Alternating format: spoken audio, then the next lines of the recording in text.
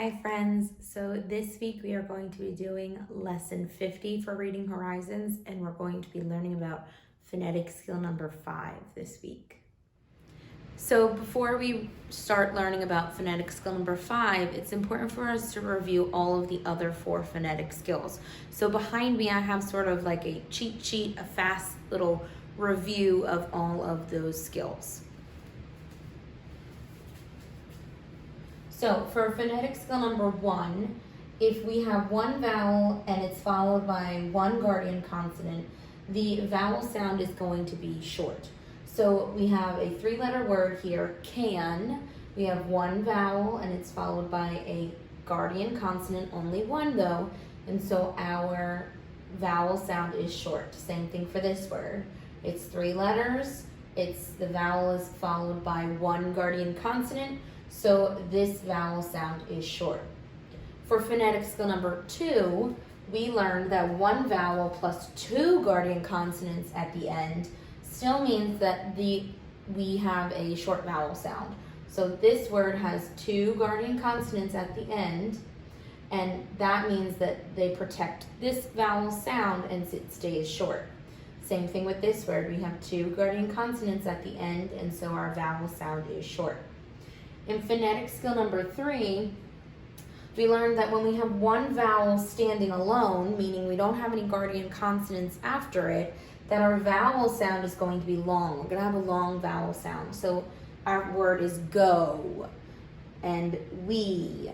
So again, when we don't have a guardian consonant after a vowel, we hear our long vowel sound. And finally, for phonetic skill number 4, we learned that silent E makes the first vowel sound long. So if we see a silent E at the end of a word, that means that this first vowel is going to say its long vowel sound. Okay, same thing for this word. We have one silent E there, so it's going to make my first vowel say its long vowel sound. We also learned that phonetic skill number 1 and phonetic skill number 4 words can also have suffix endings. So if we want to add a suffix ending to a word that follows phonetic skill number 1, we learned that we're going to have to double this guardian consonant and then add the suffix.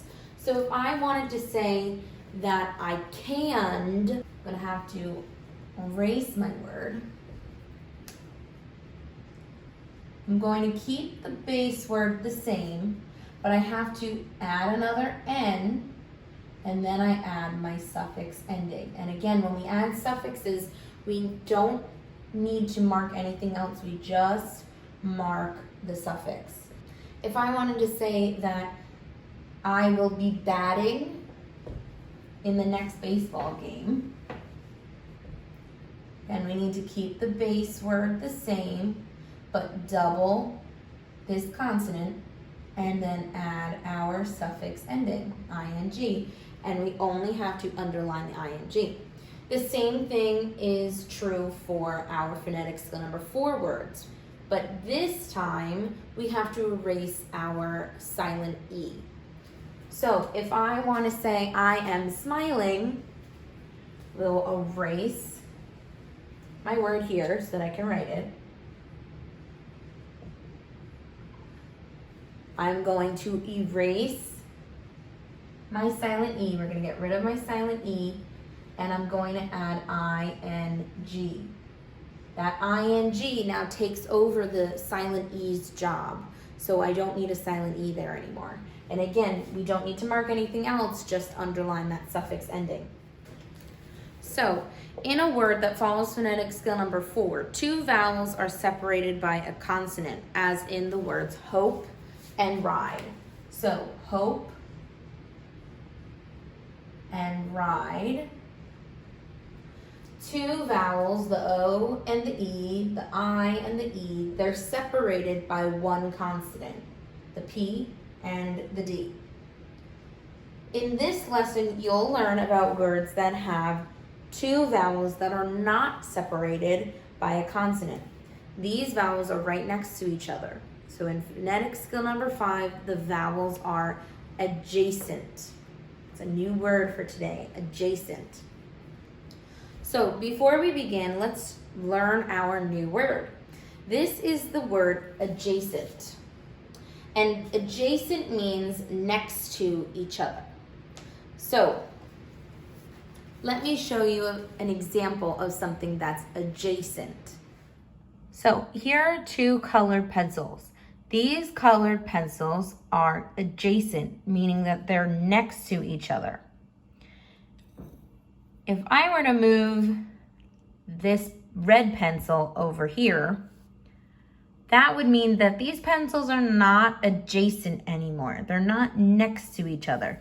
But if I moved it back next to the green one, they are adjacent, next to each other. So in some words, the vowels are going to be adjacent, meaning they're going to be right next to each other. There are no letters that are going to be in between them. So I'm going to show you an example of a word that has two adjacent vowels. Before I tell you what the word is, we're going to prove our word. And when we go to prove our word, we always will work from left to right underneath the word. So the first thing I'm going to need to mark is my first vowel that I see. And I see an O, so I'm going to mark my O with an X. And then I'm going to mark my next vowel. My next vowel that I see is an A. So I'm going to mark my A with an X. The vowels O and A are next to each other. They are adjacent. Phonetic Skill 5 teaches you that when two vowels are adjacent, the second vowel, this vowel, is silent. And the first vowel, this one, is long. Let's begin by marking the second vowel silent. So when we mark a vowel silent, we have to put a line through our vowel. The first vowel is long, so I'm going to need to mark my long vowel with a macron. The sound of long O says O, and so our word is b-o-t, boat. The old boat sailed smoothly on the water. The consonant T in this word is not a guardian consonant because adjacent vowels cause the first vowel to be long, and only short vowels can have guardians. So this consonant T is not a guardian consonant. It does not get marked with a guardian consonant star because the only time we can have a guardian consonant is when we have short vowel sounds. So boat follows phonetic skill number 5. When two vowels are adjacent, the second vowel is silent, the first vowel is long, and you will learn later that adjacent vowels have other sounds as well. You are learning this sound first because it is the most common sound for adjacent vowels. So we're going to prove another word that follows phonetic skill number 5. So some of you might recognize this word from one of your Disney movies. But we're going to mark our word first before we read it. So when we prove our word, we go from left to right underneath our word. The first thing we're going to mark is our first vowel. So we're going to mark our first vowel, E, with an X underneath. I see my second vowel, A, so we'll mark that with an X. Again, we're working underneath the word first. So I'm going to mark my ST blend next. Then we'll go around up top the word. Now I see that my two vowels are adjacent or next to each other. So my second vowel needs a line through it because it's silent. So I'm going to mark my second vowel silent. And because this second vowel is silent, it makes my first vowel say its long vowel sound. So we have to mark our long vowel. The sound of long E says E. So if we were to sound out this word, it would say b-east. Beast.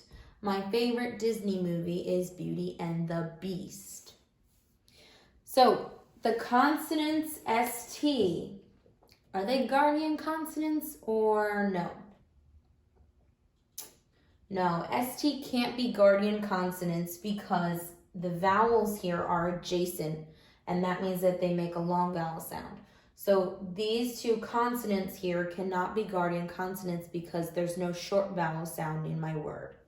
So just to recap and summarize before we go, we learned about a new big word called adjacent, and adjacent means next to each other. So we learned about our vowels in our words being next to each other and how the second vowel is going to be silent. Our first vowel is going to say its long vowel sound. And if we have our consonant at the end of the word, it's not going to be a guardian consonant because our vowel says its long vowel sound.